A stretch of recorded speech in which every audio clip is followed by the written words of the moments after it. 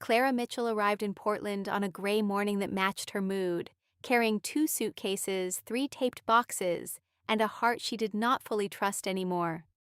The house she rented was small but neat, with pale blue siding and a narrow backyard divided by a tall wooden fence painted soft gray. She chose it for one reason: privacy. After a quiet divorce that ended not with shouting but with silence, she wanted walls, distance, and space where no one asked questions. She was 36, worked remotely for a publishing company based in Chicago, and told herself this move was about fresh air and new beginnings, not about running away.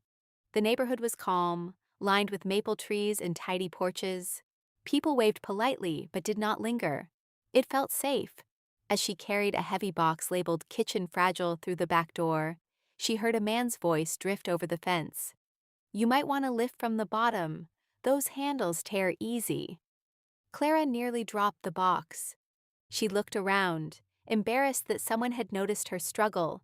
The fence was too tall to see over, but there was a thin space between 2 boards. Through it, she caught a flash of blue fabric and sunlight on sandy hair. "Thanks," she answered, trying to sound calm. "I think I've got it." The voice laughed gently. "Didn't mean to interfere, just didn't want your plates breaking on day one. I'm Ethan, I live next door." She hesitated before replying. Talking to strangers had once been easy for her. Now it felt like stepping onto thin ice. "Clara," she said at last, "I just moved in." "Welcome to the neighborhood, Clara." His tone was warm but not pushy. "If you need a drill or a ladder, I have both." She almost smiled. "I'll keep that in mind." That should have been the end of it, but something about the simple kindness stayed with her. Later that afternoon, while she struggled with a stubborn bookshelf, there was a light knock on the fence. "I promise I'm not spying," Ethan called, "but it sounds like that shelf is winning." She surprised herself by laughing. "It might be." A pause. "I can pass the drill over the top if that helps." Clara looked at the fence. It stood firm, clean, separating 2 yards and 2 lives. She told herself it was better this way. Voices were safe, faces were complicated. "Okay," she said finally. Moments later, a cordless drill appeared above the fence, held by a steady hand. She took it carefully, their fingers not quite touching. "Thank you." "Anytime." That evening she sat on her back steps, the sky fading into soft pink. She could hear him on the other side, talking gently to a dog. The dog barked once, happy and full of energy. "That's Max," Ethan explained, as if sensing her curiosity. "He thinks he owns both yards." Clara leaned back against the step. "I had a dog growing up," she said without thinking. "Golden retriever, same energy." "They're good at loving without asking questions," he replied. The word settled in her chest. Loving without asking questions. Her marriage had ended because of too many questions left unanswered, too many nights of feeling unseen. She had promised herself that in this new city she would not depend on anyone. Yet here she was, listening for the sound of a stranger's voice through wooden boards. Over the next few days, their conversations became part of her routine. Short exchanges in the morning when she watered the small patch of grass. A few words in the evening when he let Max outside. She learned he worked as an architect for a local firm, that he liked black coffee and old rock music, that he had lived in the house for 8 years. He learned that she loved books, that she preferred rain to bright sun, that she was still figuring out what came next. They never saw each other fully. Sometimes she caught a glimpse of his shoulder, once the outline of his profile when the light hit just right. It felt strange and safe at the same time, like writing letters without showing your face. One evening, as the air turned cooler, he spoke more quietly than usual. "I lost my wife 3 years ago," he said, not dramatic, just honest. Clara's breath caught. "I'm sorry," she answered, and she meant it. "It was sudden," he added. "I didn't think I'd ever get used to quiet again." She understood that kind of quiet, not the same, but close. "Silence can be loud," she said. There was a long pause. "Yeah?" he agreed. After that, something changed. Their words carried more weight. Still simple, still careful, but deeper. Clara found herself finishing work a little earlier just to sit outside. She told herself she liked the fresh air, but she knew the truth. She liked the moment when his voice floated over the fence, steady and kind. She liked that he never asked for more than she offered. One afternoon, rain began to fall suddenly, light but steady. She rushed to bring a box inside and slipped slightly on the wet grass. "You okay?" Ethan's voice came fast, worried.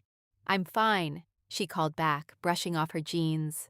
A second later, his hand appeared above the fence again, not with the tool this time, just open, ready. She stared at it for a heartbeat before steadying herself alone. "Really, I'm okay," she said gently. The hand withdrew, but not in offense, in understanding. That night, lying in her new bedroom with the rain tapping against the window, Clara thought about how a fence meant to keep people out had somehow let someone in. She didn't know what Ethan looked like exactly. She didn't know if he smiled with his eyes or if he frowned when he concentrated. But she knew his voice when it softened. She knew the way he paused before saying something personal. She knew that when he said "Good night, Clara," it sounded like he meant it. And as she drifted to sleep, she realized something that unsettled and warmed her at the same time. The fence between their yards was still standing tall and strong, but it no longer felt like protection. It felt like a question waiting to be answered. Autumn settled over Portland quickly, turning the trees gold and the air sharp. And with the change of season, Clara and Ethan's conversations shifted from polite exchanges to something deeper, something neither of them planned, but both quietly waited for each day.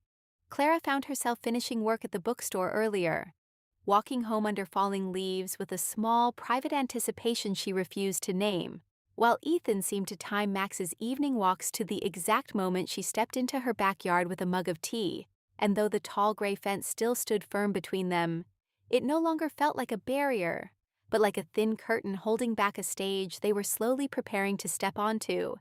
Their talks grew longer, moving past weather and neighborhood gossip into stories about childhood, regrets, and the strange ways life can turn without warning. And Clara learned that Ethan's daughter, Lily, was studying environmental science in Seattle, that he missed her laugh echoing through his kitchen, that the house next door had once felt too full and then suddenly too empty. And Ethan learned that Clara had once dreamed of opening her own bookstore, that she loved the smell of old pages and fresh rain, that she used to believe love was steady and certain until it quietly slipped through her fingers. One evening, as wind brushed the fence and carried the scent of wet leaves, Ethan asked, "Do you ever think about starting over somewhere else?" And Clara answered before she could stop herself, "That's why I'm here." Her voice softer than usual, and there was a pause long enough for both of them to feel the weight of that truth. She didn't give details about her marriage, didn't explain the slow distance that grew between two people who once promised forever, but she admitted that leaving had felt like failure at first and freedom later, and Ethan didn't interrupt, didn't try to fix her feelings. He simply listened, which made her chest ache in a way she hadn't expected. Days passed in this rhythm of shared honesty, and Clara began to notice how her mood lifted after each conversation, how she caught herself smiling at her phone during the day because she remembered something he said, how the sound of his footsteps in the yard made her heart beat a little faster, and she wondered when exactly curiosity turned into comfort and comfort into longing. Ethan, on the other side, found himself lingering by the fence even after their talks ended, replaying her words in his mind, surprised by how easily she understood the spaces between his sentences, how she didn't treat his past like a fragile object, but like a chapter that shaped him. And one chilly evening, as the sky turned deep orange, he spoke about his wife for the first time without lowering his voice, telling Clara how grief had felt like standing in a crowded room and still being alone, how he buried himself in work to avoid the quiet, and Clara listened with her, forehead resting lightly against the cool wood, feeling both honored and afraid that he trusted her with something so personal. "I forgot what it feels like to be chosen," she confessed suddenly, the words slipping out before she could measure them, and the air seemed to still on both sides of the fence. Ethan's reply coming steady and sure. "You're not someone people forget to choose. and her breath caught because no one had said something so direct to her in years. She didn't see his face when he spoke, didn't know if his eyes were serious or uncertain, but she felt the truth in his tone, and that truth traveled through the narrow spaces in the boards and settled deep inside her. After that night, their conversations carried a new tension, not uncomfortable but electric, like both of them were aware of a line they were slowly approaching. And Clara began to wonder what he looked like when he smiled, whether his hair fell over his forehead when the wind blew, whether his hands were rough from work or gentle by nature, while Ethan found himself imagining the way she tucked her hair behind her ear, the curve of her smile when she laughed softly at Max's playful barking. Yet neither suggested meeting face to face. Neither mentioned stepping around to the front yard for a proper introduction, because the fence gave them courage, allowed honesty without the pressure of eye contact, and there was safety in that distance, a feeling that if things became too intense, they could simply retreat inside and close the door. But retreating became harder as the days shortened and the nights grew colder. And one evening when rain tapped steadily against the wood, Clara admitted she had started to look forward to his voice more than she wanted to admit, her cheeks warming even though he couldn't see her. And Ethan responded with a quiet laugh, confessing that Max had probably grown tired of being used as an excuse to step outside. The simplicity of their connection felt almost unreal in a world that often rushed and complicated everything. And yet beneath that simplicity lay something fragile and powerful. Two adults who had known loss and disappointment, slowly allowing hope back into their lives. Clara realized she no longer sat on her porch to be alone, but to feel close, and Ethan realized that the quiet he once feared no longer felt empty when he knew she was just a few feet away. Still, uncertainty lingered. Questions neither dared to ask. What if the reality of standing face to face changed everything? What if the comfort of unseen expressions vanished under direct gaze? What if they had built something beautiful that could not survive outside the shelter of wooden boards? As November approached and the wind grew stronger, Clara stood in her yard one evening, listening to Ethan describe a project he was designing downtown. His voice animated and alive, and she felt a sudden clear realization that surprised her. The fence that once symbolized protection now felt like the only thing holding them apart. And though she traced the grain of the wood with her fingertips, she knew that something in her heart had already stepped beyond it, already crossed into the space where risk and possibility lived side by side. And as she whispered goodnight into the dark, she sensed that this careful, hidden connection could not remain unseen forever. That sooner or later the barrier between them would have to face a choice: remain standing or make room for something neither of them had planned, but both were beginning to want. The storm arrived without much warning, rolling into Portland with dark clouds and sharp wind that bent the trees and rattled windows. And Clara lay awake in her bedroom, listening to the steady rise of the gusts, feeling restless in a way that had nothing to do with the weather and everything to do with the thoughts she had been trying to ignore for weeks. Around midnight, a loud crack split the air, followed by a heavy thud that made her sit up straight in bed, her heart racing as rain lashed against the glass. And though she told herself it was probably just a fallen branch, she couldn't shake the feeling that something had shifted outside. Morning came gray and quiet, the storm reduced to a soft drizzle, and Clara pulled on a sweater before stepping into her backyard, where she stopped mid-step at the sight in front of her. The tall gray fence that had once stood solid and sure now had a wide section broken and leaning inward, boards scattered across the damp grass, nails bent, the barrier no longer whole. Through the open space, she could see clearly into Ethan's yard for the first time, the green lawn, the worn patio chair, and then him, standing a few feet away, examining the damage with hands on his hips, his hair slightly messy from the wind, his expression focused but calm. And when he looked up and saw her there without wood between them, something unspoken passed across his face. For a brief second, neither moved, as if both understood that this moment carried more meaning than fallen boards, and Clara felt exposed in a way she hadn't expected, not uncomfortable, just aware, because the distance that once felt safe had vanished overnight. "Looks like the storm made a decision for us," Ethan said, offering a small, almost shy smile, and hearing his voice without the muffled echo of wood made her chest tighten.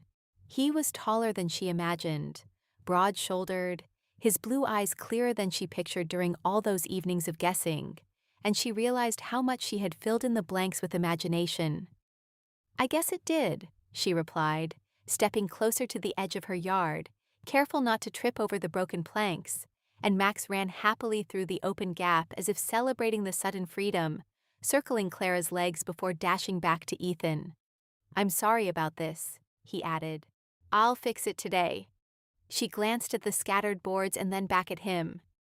"We can fix it," she corrected softly, and the word "we" hung in the cool air between them.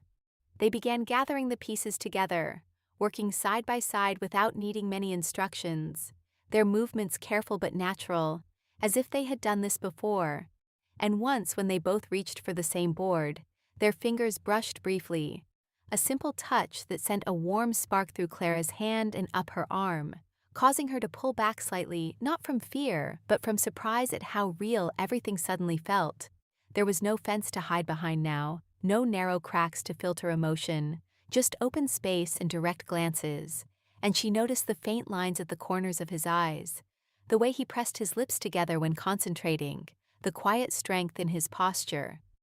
After clearing most of the debris, Ethan wiped his hands on his jeans and looked at the broken frame. "It's not too bad," he said. "I can replace the damaged panels. Might take a day or two." Clara nodded, but instead of relief she felt a strange hesitation, because rebuilding the fence exactly as it was felt like closing a door she had just stepped through. Sensing her silence, Ethan leaned against one of the upright posts and studied her expression carefully. "Can I ask you something?" he said. She swallowed. "Sure." "Did you ever think we'd actually meet like this?" The question carried a hint of humor but also vulnerability, and Clara shook her head slowly. "No," she admitted. "I got used to talking without being seen." "Me too," he replied. "It felt easier." There was honesty in his tone, no embarrassment, just acknowledgement that both of them had hidden behind convenience. The drizzle picked up slightly, cool droplets landing on Clara's hair, and Ethan gestured toward her porch. "Coffee?" he offered, simple and direct, no fence to pass mugs over this time. She hesitated only a second before agreeing, leading him toward the back steps, aware of how natural and yet how significant this invitation felt. They sat side by side with steaming cups in their hands, the open gap in the fence visible just a few feet away, and conversation flowed differently now, faster, lighter in some places, deeper in others, as if seeing each other unlocked new layers. Ethan spoke about how he once believed he needed strong walls to move forward, that protecting his heart meant limiting connection, and Clara confessed that she chose this house because the tall fence felt like a shield after years of feeling unnoticed. "Funny thing," he said quietly, watching the rain soften to mist. "I thought that fence was keeping me safe." Clara looked at the broken boards. "Maybe it was," she answered, "until we didn't need it anymore." The words surprised even her, but they felt true. Ethan studied her face then, not in a way that made her uncomfortable, but with careful attention, as if memorizing the curve of her smile, and she felt warmth rise to her cheeks under his steady gaze.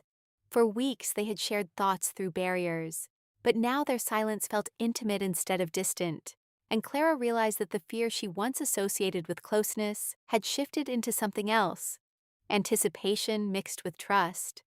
The day moved forward as they continued repairing what they could, measuring boards, planning the replacement, yet neither rushed to close the opening completely, leaving the gap untouched as if both silently agreed it deserved a pause. Neighbors walked by on the street, unaware that something more important than wood had fallen that night, and as afternoon light broke through the clouds, Clara stood near the open space and felt the breeze move freely between their yards, carrying the scent of wet earth and possibility.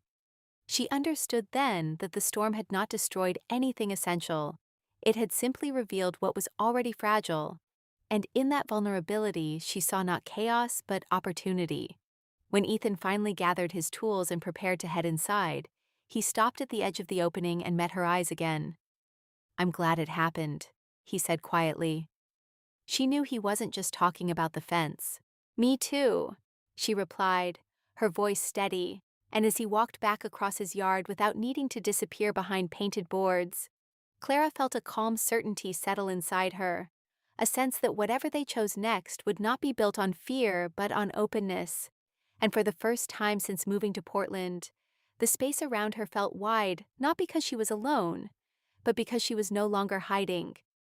Winter settled over Portland with pale skies and cold mornings, but Clara no longer felt the heavy loneliness that once followed her through quiet rooms, because after the storm changed everything, life moved forward with a steady warmth she had not expected. The fence was repaired over the next week, yet not restored to its old shape, as Ethan replaced the broken panels but left one section lower and open, wide enough to see through and step across without effort.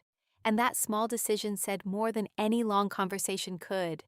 Days that once felt separate now blended naturally.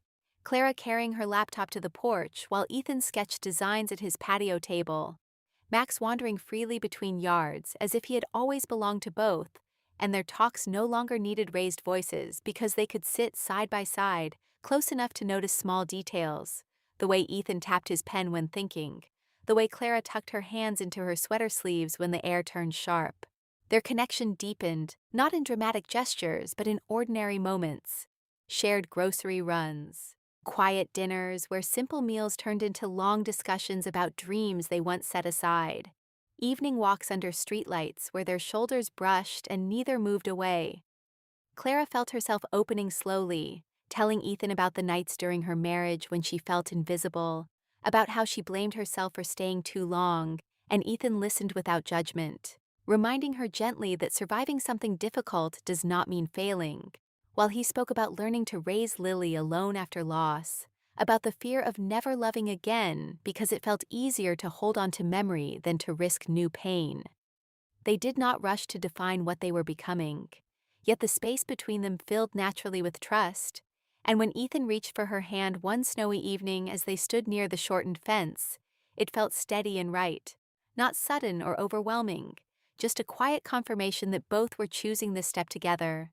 Lily visited during the holidays, arriving with a bright smile and sharp eyes that noticed everything, and Clara worried privately about meeting the daughter of the woman who once stood in her place. But Lily's kindness eased that fear quickly, as she thanked Clara for bringing laughter back into the house, and admitted she had missed seeing her father look hopeful. That simple statement stayed with Clara long after Lily returned to Seattle, because it made her understand that love after loss is not about replacing anyone, but about allowing life to grow around what remains. Winter nights grew colder, yet Clara found comfort in small traditions forming between them. Movie nights on Ethan's couch, cooking experiments that sometimes failed but ended in shared laughter. Quiet mornings when sunlight filtered through kitchen windows and they stood close without speaking, content in the presence of each other. There were still moments of doubt, brief flashes when Clara wondered if happiness could disappear as quickly as it once had, or when Ethan questioned whether opening his heart again might lead to more grief. But instead of retreating, they spoke about those fears openly, learning that honesty built stronger walls than silence ever could. One afternoon, as snow fell lightly across both yards, Clara stepped through the open section of the fence without thinking, carrying 2 mugs of coffee, and realized she had crossed that line so many times it no longer felt symbolic. It simply felt like home. Ethan looked up from clearing a path in the snow and smiled in a way that reached his eyes, and she saw not a man defined by his past, but someone ready for the future. They stood together watching the sky turn pale pink as evening approached, and Ethan said quietly, "I used to believe protection meant distance," and Clara answered, "I used to believe independence meant isolation," and in that shared admission they recognized how much they had changed. What started as caution had grown into partnership, what began as separate. Routines had woven into shared days, and neither needed grand promises because their commitment showed in consistent presence, in choosing to stay, in repairing what was damaged instead of walking away. Neighbors eventually noticed the lower section of the fence and asked why it wasn't rebuilt fully, and Clara would smile softly, saying it worked better this way, because sometimes boundaries are meant to guide, not divide. As winter slowly shifted toward early spring, Clara realized she no longer measured her life by what she lost, but by what she was building, and Ethan no longer feared quiet evenings because they were filled with steady companionship. One night, standing beneath soft porch light with snow melting around them, Ethan brushed a strand of hair from Clara's face and looked at her with calm certainty, not urgency, not desperation, just choice. And she felt the same grounded feeling in return, a mature love shaped by experience and patience rather than fantasy. The fence still stood between their properties, painted gray and strong, yet its open space remained a quiet reminder that barriers can change when hearts are ready. And as Clara rested her head against Ethan's shoulder, listening to the peaceful silence of the neighborhood, she understood that home is not defined by walls or boundaries, but by the courage to let someone step inside them. And in that gentle realization, she found not only connection but belonging, knowing that what began as simple conversations through wood had grown into a shared life built on trust, resilience, and the brave decision to love again.